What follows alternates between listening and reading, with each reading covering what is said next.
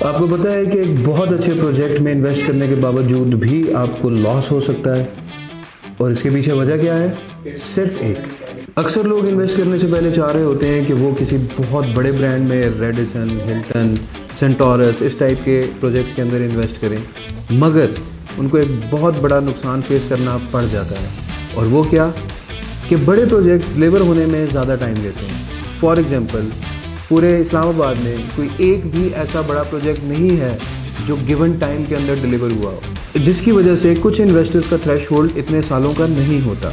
वो मैक्सिमम 1 से 2 साल तक अपनी इन्वेस्टमेंट डाल के उससे प्रॉफिट जनरेट करके मार्केट से बाहर आना चाहते हैं, और जब वो इस तरह के प्रोजेक्ट्स के अंदर अपनी इन्वेस्टमेंट करते हैं तो उनकी इन्वेस्टमेंट्स फंस जाती हैं, और वो जब फंसती हैं और रीसेल में आती हैं तो उनको नुकसान उठाना पड़ता है। ऑन दी अदर साइड, जो इन्वेस्टर्स छोटे प्रोजेक्ट्स में इन्वेस्ट करते हैं, छोटे टाइम पीरियड के लिए करते हैं, वो ज़्यादा सेफ और सिक्योर रहते हैं। क्यों?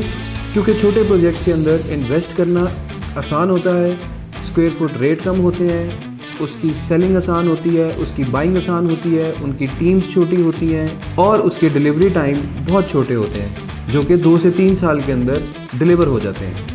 और छोटा प्रोजेक्ट बनाना भी आसान होता है, छोटा प्रोजेक्ट डिलीवर भी करना आसान होता है डेवलपर के लिए, और छोटी टीम के साथ डील्स करना भी कंपैरेटिवली आसान होता है। लेकिन अगर आप बड़े प्रोजेक्ट की तरफ जा रहे हैं तो बड़े प्रोजेक्ट के अंदर कम से कम 5 से 10 साल का टाइम होता है। बेशक बड़े प्रोजेक्ट जो बन जाते हैं और जो डिलीवर हो जाते हैं, उसके बाद इन्वेस्टर को बहुत ज़्यादा मुनाफा होता है, मगर क्या हर कोई 5 से 10 साल की इन्वेस्टमेंट अपनी होल्ड कर सकता है? नहीं, क्योंकि पाकिस्तान के जितने भी इन्वेस्टर्स हैं उनका मैक्सिमम थ्रेशहोल्ड सिर्फ 2 से 2.5 साल का है एक इन्वेस्टमेंट को होल्ड करने का।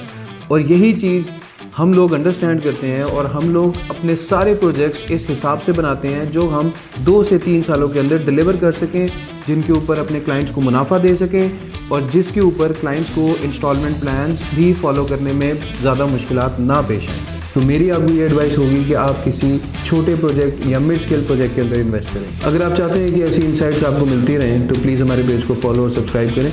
Thank you.